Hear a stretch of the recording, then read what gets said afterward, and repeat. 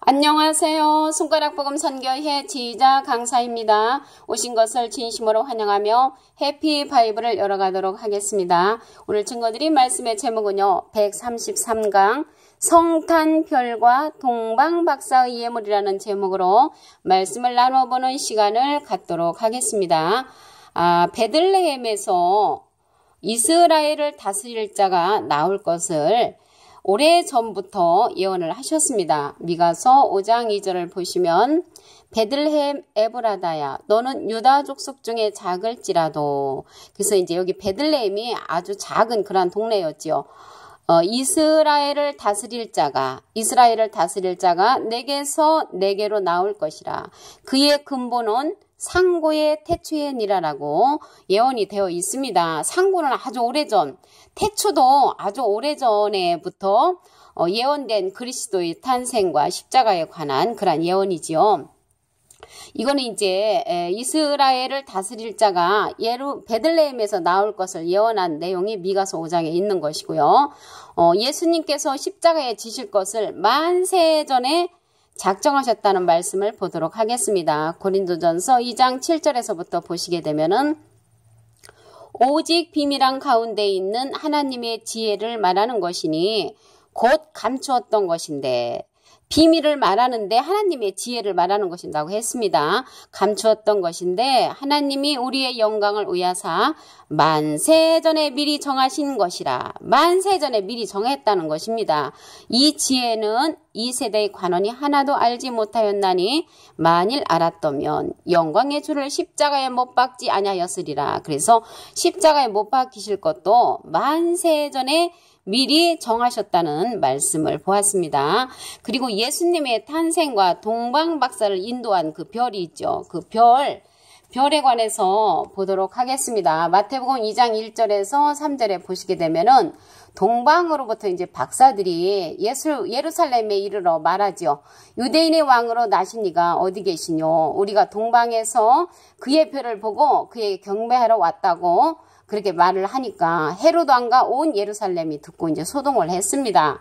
마태복음 2장 4절에서부터 보시게 되면은 그 헤롯 왕이 모든 대제사장들과 백성의 서기관들을 모아서 그리스도가 어디서 났냐고 막 묻죠. 그러니까 베들레헴에서 난다고 하니까 한 다스리는 자가 나와서 내 백성 이스라엘의 목자가 된다는 그러한 말을 듣고 헤롯이 별이 나타난 때를 자세히 듣고 베들레헴으로 보내며 아기에 대하여 자세히 알아보고 이제 나도 가서 경배를 하려고 한다 이렇게 말을 했습니다. 사실은 경배하려 한 것이 아니고 죽이려고 하는 그런 마음을 갖고 있었죠. 마태복음 2장 9절을 보시게 되면은 박사들이 왕의 말을 듣고 동방에서 보던 그 별이 문독 앞서 인도하여 가다가 아기 있는 곳에 머물렀다고 했습니다. 그래서 그 아기 위에 머물른 그 별이 어떤 별인가 보도록 하겠습니다. 베드로서 1장 19절에 보시면 또 우리에게 더 확실한 예언이 있어. 어두운 데 비치는 등불과 같으니 날이 새어 샛별이 너희 마음에 떠오르기까지 너희가 이것을 주의하는 것이 가하니라. 그래서 샛별이 뭐냐면요. 새벽별이에요. 새벽별. 샛별이 새벽별인데 어디에 떠올랐냐고 했냐면 마음에 떠오르기까지. 여기서 샛별인데요. 마음에 떠오르는 샛별이라는 것을 알 수가 있습니다. 그러면 마음에 떠오르는 이 샛별이 누군가를 보도록 하겠습니다.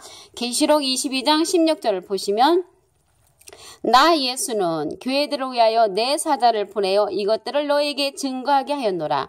나는 다윗의 뿌리요 자손이니 곧 광명한 새벽별이라. 새벽별이 샛별입니다. 그래서 여기서 보시니까 나 예수는 하고 말씀을 했죠. 그래서 예수님이 다윗의 자손이면서 광명한 새벽별로 계시록 22장 16절에 기록되어 있습니다. 계시록 2장 28절에도 보시게 되면은 내가 또 그에게 새벽별을 주리라. 새벽별을 준다는 것은 예수님에 관한 그러한 말씀을 상징하는 줄로 믿습니다. 여기에서 떠오르는 그 별이요. 우리가 보는 하늘에 떠 있는 그러한 별이 아니고 말씀을 다시 한번 보시게 되면은 베드로서 2장 19절에 보시면 더 확실한 예언인데요. 이 샛별이 너희 마음에 떠오르기까지. 그래서 마음으로 떠오르는 그러한 별이라는 것을 알 수가 있고요. 이 별은 예수님을 상징한다고 했습니다. 계시록 22장 16절에. 그리고 이제 여기 동방 박사의 그 예물에서 보시게 되면은 마태복음 2장 12절 말씀 그 앞에서 보시면 황금과 유황과 물약을 예물로 드리고요. 꿈에 헤로데게로 들어가지 말라고 이제 지시를 하죠.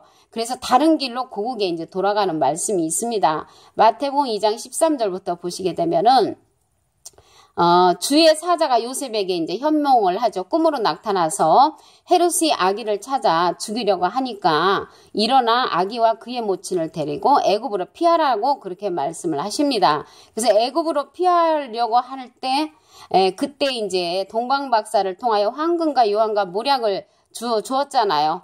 그 예물로 말미암아 애굽으로 피할 때 그 드렸던 예물로 예수님의 육신의 생명을 보존하는 귀한 예물이 되었던 것을 말씀을 통하여 알 수가 있습니다. 누가복음 2장 5절에서 7절을 보시면 그 정운한 마리아가 호적하러 올라가지요. 그래서 마리아가 이미 잉태되었고 거기 있을 때 해산할 날이 차서 맏아들을 낳아 강부에 싸서 그 위에 누였다고 했습니다. 그래서 예수님은 외아들이 아니라고 그랬죠. 여기에 보니까 맏아들로 나오네요.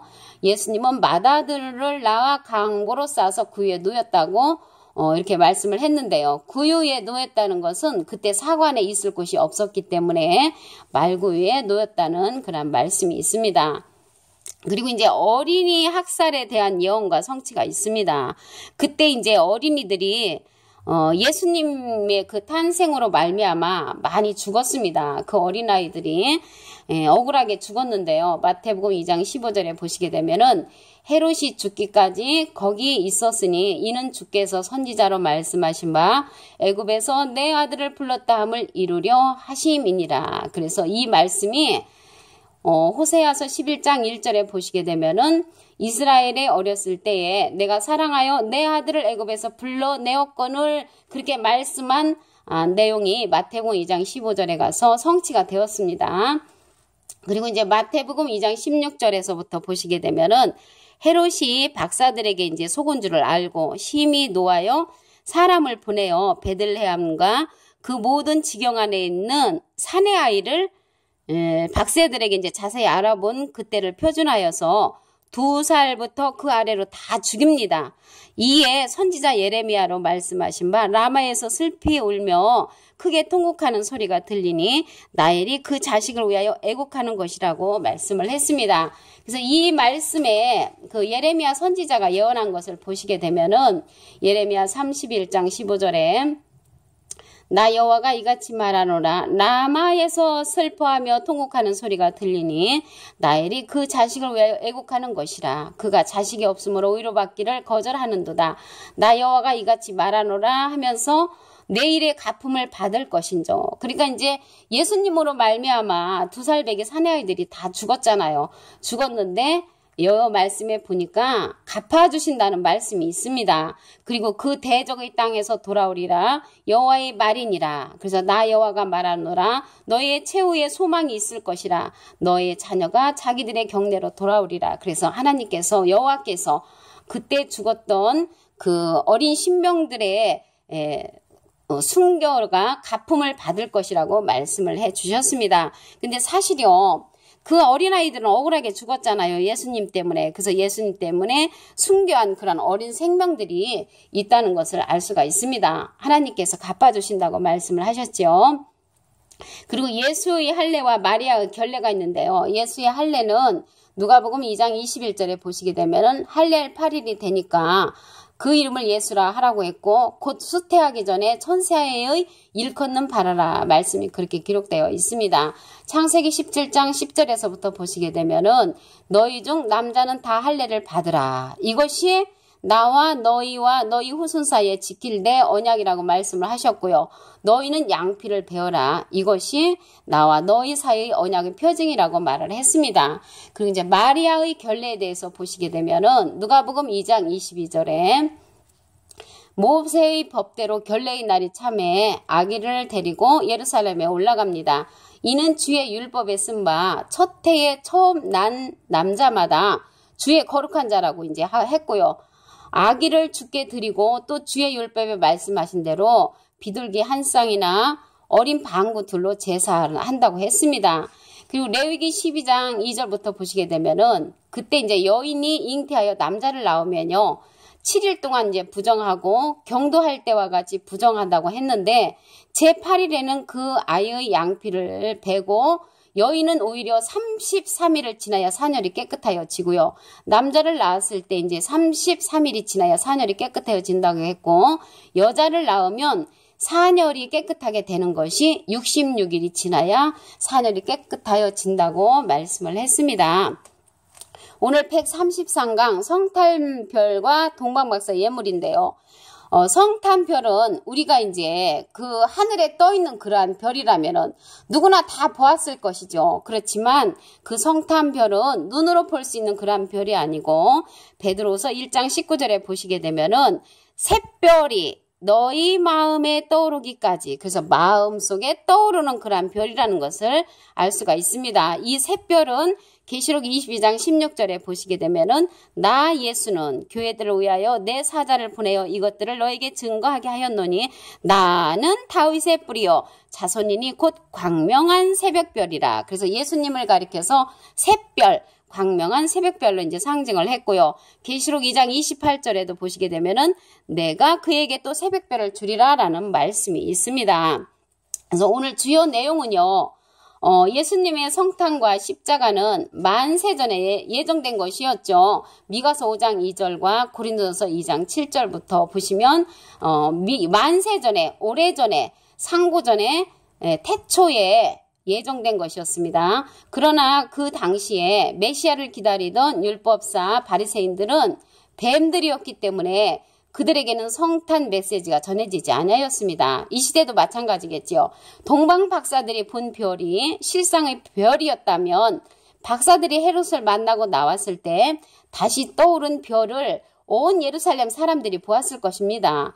별이 베들레헴에 아기 예수 있는 곳에 머물러 있을 때 베들레헴 사람이 보았을 것이고 베들레헴 사람이 보지 못하였다면 주막집 주인은 보았을 것입니다. 주막집 주인도 큰 별, 예수의 별을 보지 못하였으므로 성탄별은 실상의 별이 아니고 계시의 말씀으로 준 마음속에 떠오르는 별이었지요. 베드로서 1장 19절에 보시면 그래서 동방 박사들의 예물은 아기 예수의 생명을 지켜주는 보물이 되었습니다. 그래서 오늘 133강 성탄별과 동방박사의 예물에 관하여 하나님의 말씀을 통하여 상고해보는 시간을 가졌습니다. 감사합니다.